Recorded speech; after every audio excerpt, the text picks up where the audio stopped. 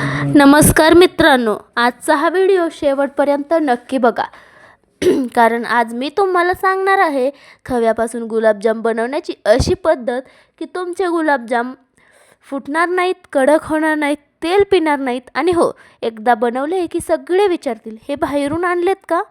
जर तर जर तुम्हालाही हवेत परफेक्ट मऊसूद रसाळ गुलाबजाम तर हा व्हिडिओ अजिबात स्किप करू नका.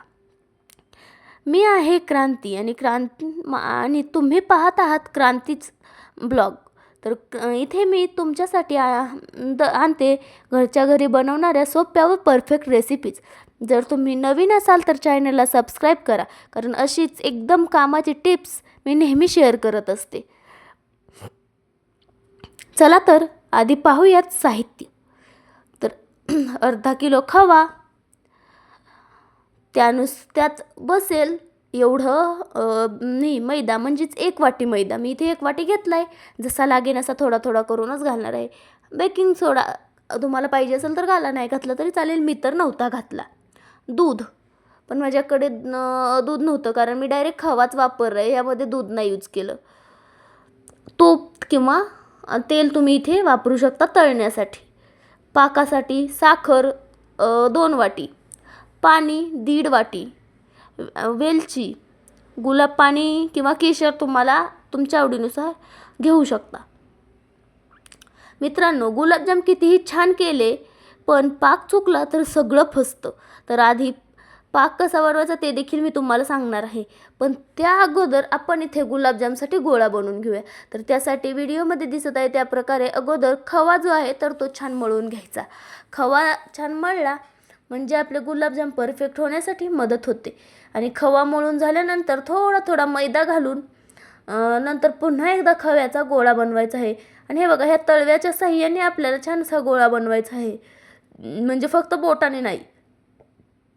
आपल्याला तळव्याची मदत घ्यायची आहे. तुम्ही पाहू शकता व्हिडिओमध्ये मी कसं बनवत आहे. आणि आपला मैदा संपत आलेला आहे आणि आपला खवा देखील मऊ व्हायला लागलेला आहे.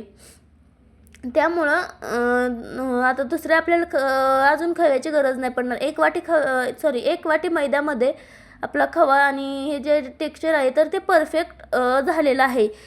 आणि तुम्ही पाहू शकता मस्त असं आपलं गोळा बनवण्यासाठी हे मिश्रण तयार आहे. आता छान असं चोळून घ्यायचं. खूप जास्त चोळायचं, तुम्हाला जेवढं चोळता येईल तेवढं चोळायचं. म्हणजे कसं हे जास्त म्हणजे गोळा जो आहे तर त्याचे गुलाबजाम छान होतील. खवा छान नीट करून घ्यायचा पहिल्यांदा मैदा घालून. आणि तुम्हाला जर बेकिंग सोडा घालायचा असेल तर हे बनवताना म्हणजे मळतानाच बेकिंग सोडा घालायचा. हलक्या हाताने छान मिक्स करून सुरुवातीला घेऊन मग छान मळून घ्यायचं. आवश्यकतेनुसार तुम्ही दूध देखील यामध्ये घालू शकता. मला नाही आवश्यकता तर मी नाही घातलं. आता छान असं मऊ पीठ तयार करून घ्यायचं. आणि आता छान असं मऊ पीठ देखील तयार व्हायला हवे. इथे एक सिक्रेट टिप आहे, पीठ जास्त घट्ट किंवा जास्त सैल नको.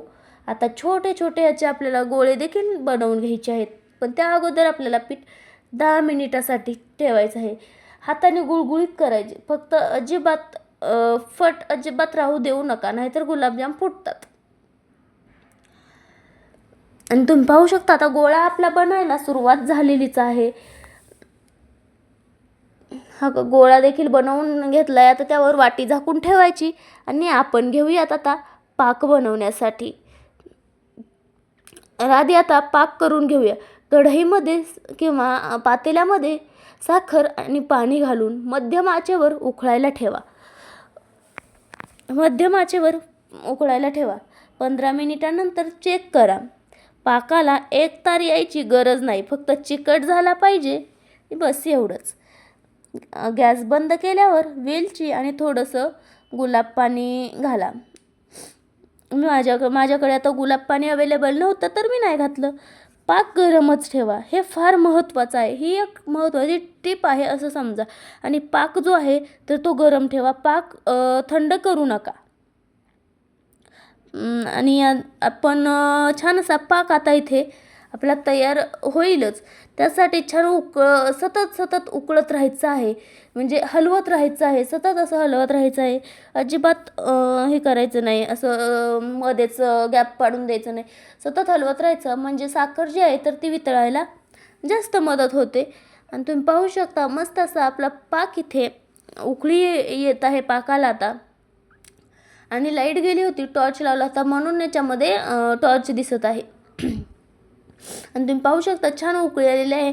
आणि मी म्हणलं ना आपल्याला पाक 1 तारी किंवा 2 तारी असा नाही पाहिजे, तर आपला पाक नुसता चिकट जरी असेल तरी काही प्रॉब्लेम नाही, चालेल आपल्याला. आणि आता पाक छान चिकट झालेला आहे, तरी देखील मी 2 मिनिटं ठेवून मग गॅस बंद करून ठेवते. गॅस बंद केला तरी देखील पाक थंड होणार नाही याची काळजी घ्यायची आहे.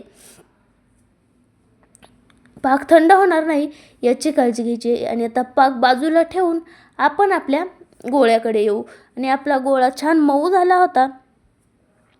आता या गोळा आहे ना अजून एकदा छान कुस्करून घ्यायचा, छान मळून घ्यायचा. म्हणजे कसं आपण आता जे गुलाबजाम बनवणार आहोत ना, तर त्यासाठी छान असा गोळा परफेक्ट मळलेला असला पाहिजे, कुस्करलेला असला पाहिजे. आणि आता छान असं छोटे छोटे गोळे करून छान असे गुलाबजाम बनवून घ्यायचे. तुम्ही तुमच्या आवडीनुसार लहान मोठे करू शकता. मला छोटाले आवडतात, सो मी छोटालेच बनवलेले आहेत. माझी आई देखील छोटालेच बनवायची. तुम्ही पाहू शकता मी छान असे इथे गोळे बनवायला आता सुरुवात केलेली आहे. याच प्रकारे हातावर असं गुळगुळीत करून म्हणजे छोटे छोटे गोळे बनवायचे आणि हाताने गुळगुळीत करायचे. फट अजिबात राहू देऊ नका, नाहीतर मग गुलाबजाम फुटतात. ही महत्त्वाची टिप म्हणजे गुलाबजामला जर फट राहिली तर ते फुटतात, त्यामुळे फूट ठेवू नका. आणि छान असे गुलाबजाम जे आहेत तर ते बनवून घ्या. आणि तुम्ही पाहू शकता माझे संपूर्ण गुलाबजाम इथे बनवून देखील झालेले आहेत. आता कढईमध्ये तेल किंवा तूप घाला. मी तेल घातलेलं आहे. मध्यम कमी आचेवर गरम करा. तेल खूप गरम नको, नाहीतर गुलाबजाम बाहेरून काळे आणि आतून कच्चे राहतात. आता गुलाबजाम हळूच टाका आणि सतत फिरवत राहा. गुलाबजाम हळूहळू सुंदर सोनेरी रंगावर होतील. याला साधारणतः 7 ते 8 मिनिट लागतील. पण गुलाबजाम लगेच हलवू नका. टाकल्या थोडं थांबा आणि मग हलवा. आणि तुम्ही पाहू शकता गुलाबजाम अगदीच किती मऊ आणि लुसलुशीत मऊ झालेले आहेत. आणि तुम्ही पाहू शकता छान असे गुलाबजाम आता रंग बदलायला सुरुवात गुलाबजामने केली आहे. मी पटकन हलवलं नाही, त्यामुळं थोडंसं डाग काळे पडले एकीकडनं. पण प्लीज तुम्ही पटकन हलवा, म्हणजे तुमच्या गुलाबजामला डाग पडणार नाहीत.